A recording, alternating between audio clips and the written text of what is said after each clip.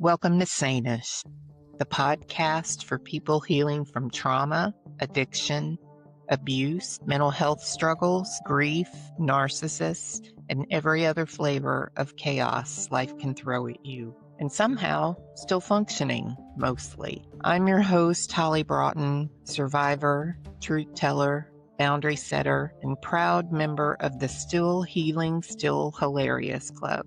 Around here, we don't do shame or embarrassment. We don't do perfection. Just real talk, dark humor, hard truths, and a whole lot of hope. Because sanity is overrated. And healing?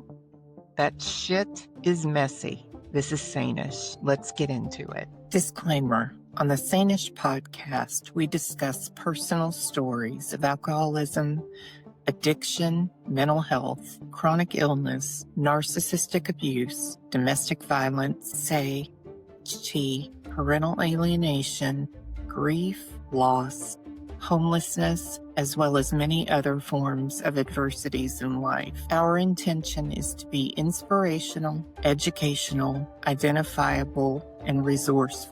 The views and experiences shared are in no way meant to praise or condone any illegal or harmful behavior. This content is for educational purposes only and not intended as professional advice. If you or someone you know is struggling with any of the above, we strongly suggest seeking help from a qualified professional, support service, or hotline related to your specific issue.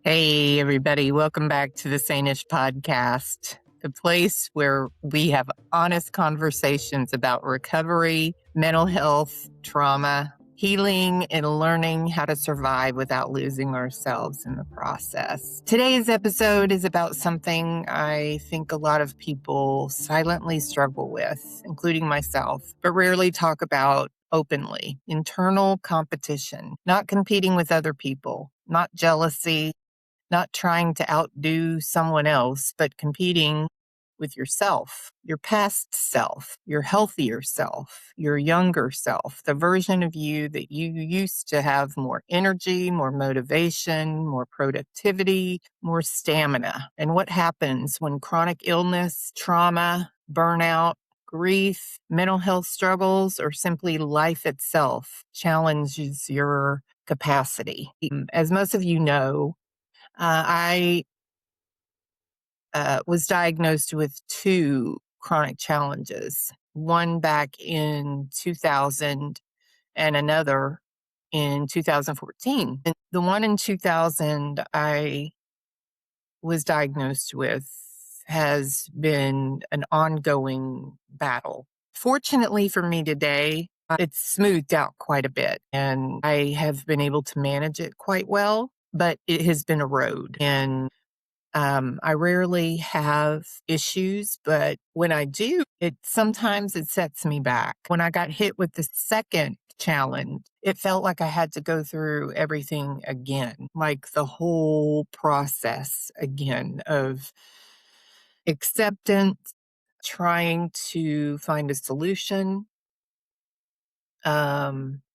adjusting to life and all that. So when I do have a setback, I try to listen to my body first off, and then I try to take care of myself accordingly. The issue I have today is I like to be productive. And the one thing that I've realized about myself is that I genuinely don't feel driven to compete with other people. And I actually enjoy seeing people win. I enjoy helping people rise. And I love watching people heal, grow, succeed, and discover their purpose. Someone else shining doesn't dim my light, but internally, that's where the real battle has happened for me. Because sometimes I compare myself to the version of me that existed before my survival mode, my chronic illness, before my trauma exhaustion, before stress changed my nervous system, before recovery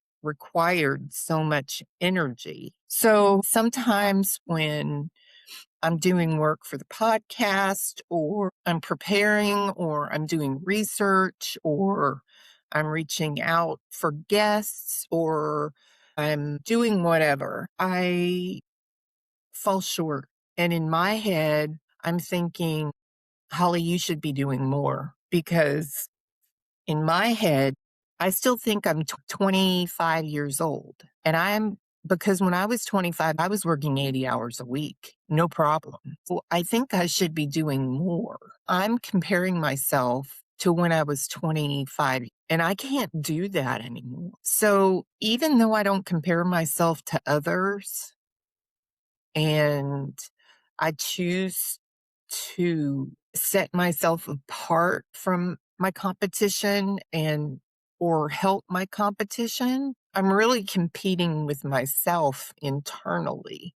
And I'm pretty sure I'm not the only person that does that. If you're one of those people, I hope you reach out and let me know that I'm not the only person that does that, because I grieve the former version of myself.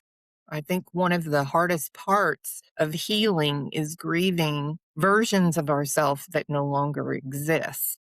And nobody really prepares us for that grief. We talk about grief when someone dies, but we rarely talk about grieving our old energy, our old body, our old confidence, our old productivity, our old mental clarity, or the version of ourself that could push through everything without collapsing afterward. Sometimes recovery itself changes you, and sometimes survival changes you. And chronic illness, especially, can force you into a relationship with acceptance that you never asked for. I feel like acceptance has helped me quite a bit, but trauma has not helped me with ADHD. It's made me more scatterbrained. I have had to work on my focus. I don't think I've had ADHD before, but I have had to focus.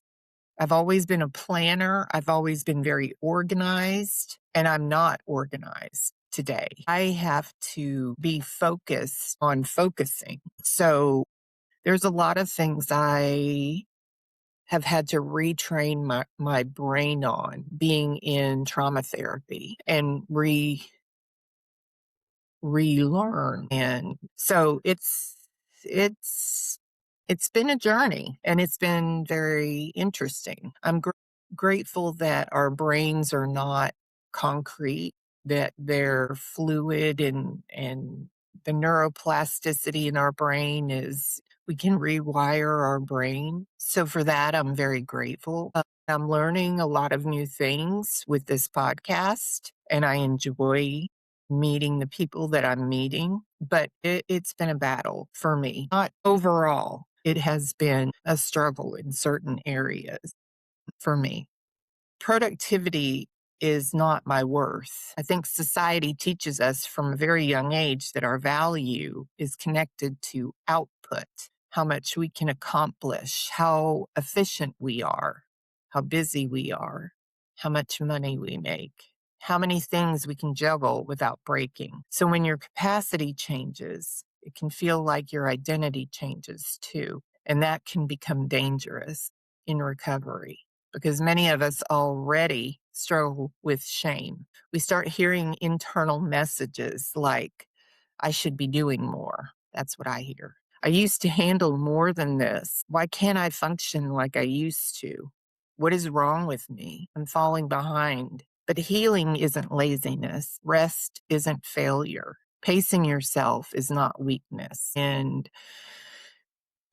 I want to be very clear. For me, like I said earlier, I have become very attuned to what my body is telling me. And if my body hurts, or if I'm dragging, that's my body telling me I need to rest. So I listen. And if my body shuts down, I listen. And like I said, I've gotten to a point today, those things don't happen as often as they used to. And I take the precautions that I do today. And I have a much more healthier regimen today, as far as eating, as far as the doctors I see. I have a very specialized treatment that I do. So I'm very fortunate. I have very caring doctors that are specialized in what I have. And I'm very grateful for that. And I don't have to explain anything to them. They don't gaslight me. They know what I have. So I don't go into 8 doctors' offices and have the doctors say, "Are you sure you're feeling this way?" And I don't have to say, "I wouldn't be in this office if I wasn't feeling this way." They already know. And then if I don't want to take something that they're wanting to prescribe, they're like, okay, fine. You don't have to.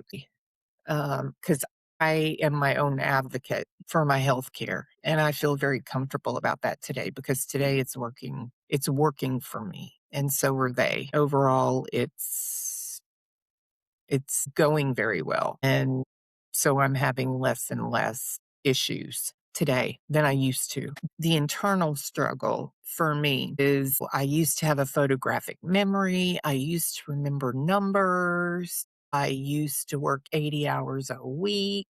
You used to ask me questions and I would answer them on the spot. I just can't do that anymore. And it's very frustrating for me. But if I flip the script and look at the positives, hey, I have my own business today. I'm learning new things. I'm meeting new people. I'm in a completely different arena. I'm doing new things. It's exciting. I just have to change my perception about things and not focus on what I can't do and focus on what I can do, and turn the things that I'm either avoiding or I don't want to do, and turn it into maybe something that might be fun, and just change my perspective a little bit, or my perception. Your nervous system is telling you the truth. One thing trauma recovery and chronic illness taught me is this: your body keeps score, whether you want it to or not. Your nervous system remembers things your mind tries to minimize. And many people in recovery become experts at overriding themselves. We ignore exhaustion, ignore pain, ignore emotional overload, ignore stress signals, ignore burnout, because survival taught us to disconnect from ourselves in order to keep functioning. But eventually the body says no more. And that can feel devastating when your mind expects you to perform like your 20-year-old self. And that's what I mean is, and I don't know if you've read the book, The Body Keeps the Score, but when you've had trauma, like I have, when stressful things come up, my body tells me first before my brain does. So when my body shuts down, that's the first indicator for me that I have to listen to what my body's telling me, because my body's telling me you need rest. So when your body talks, your brain needs to listen, and that's when you need to be aware of what's going on. And that's where acceptance comes in for me, is I need to realize that I'm not the 25-year-old that can work 80 hours a week, that has a photographic memory, that can answer questions like that. Maybe some days I can, maybe some days I can't. And that's okay. But I can certainly try to do the best job to my ability. So maybe slower is wiser. What if healing isn't about becoming who you used to be? What if it's about becoming someone more aligned, more self-aware, more compassionate towards yourself? Maybe slower doesn't mean weaker. Maybe softer doesn't mean broken. Maybe resting doesn't mean quitting. Maybe wisdom looks different than hustle culture told us it should. I think a lot of us in recovery are learning that peace sometimes requires us to stop treating ourselves like machines. The pressure to bounce back. There's also this pressure in society to constantly bounce back after trauma, bounce back after addiction, bounce back after illness, bounce back after heartbreak. But what if some experiences fundamentally change us, not in a bad way, not in a hopeless way, but in a way that requires a different pace, different expectations, different boundaries, and a different relationship with ourselves? And that's true. I've realized through the illnesses that I've had that my higher power was telling me that I needed to slow down because I was going way too fast and I wasn't really noticing things around me. I wasn't taking time for certain things. I wasn't recognizing a lot of stuff. I was also drinking to self medicate, and that's when I got sober. So there's a lot of things that happened to help make me more aware of my life and to experience my life and to help me have much more of a relationship with myself and to be more compassionate with myself. So it's all a learning experience. Compassion instead of competition. I'm learning that maybe the goal isn't to compete with who I used to be. Maybe the goal is to support who I am now. Stop bullying myself for having limitations, to stop measuring my worth by productivity, to stop acting like healing should look linear. Because honestly, the version of me now may not move as fast, but she's wiser, more self aware, more compassionate, more intentional, more emotionally honest, and maybe that matters more. If you've been struggling with internal competition, if you've been quietly grieving your old self, if chronic illness, trauma, burnout, recovery, or mental health challenges have changed your capacity, I want you to know this. You are not failing because your pace changed. You are adapting, and there is strength in adaptation. You do not have to earn rest. You do not have to prove your worth through exhaustion. And you are still valuable even on the days when all you did was survive. Thank you for being here with me today. Thank you for choosing honesty and healing. And remember, sometimes the most powerful thing we can do in recovery is stop fighting ourselves. So, I have some questions. Have you struggled with comparing yourself to your past self? What version of yourself are you grieving? Do you think society ties productivity too closely to your worth? And what has healing taught you about slowing down? What would compassion look like you right now? Let me know in the comments. I hope you give yourself a break. I hope you give yourself some self love and rest. And I hope that whatever you do today and for the weeks to come is to give yourself pace and forgiveness and acceptance and grace. And I will try to do the same because I know how it is. Otherwise, I would never have had this episode. Thanks for hanging with me. I'd love to hear from you. And stay tuned for the next episode. Take care. Peace, love, be kind because you never know when you're going to need it. See you next time.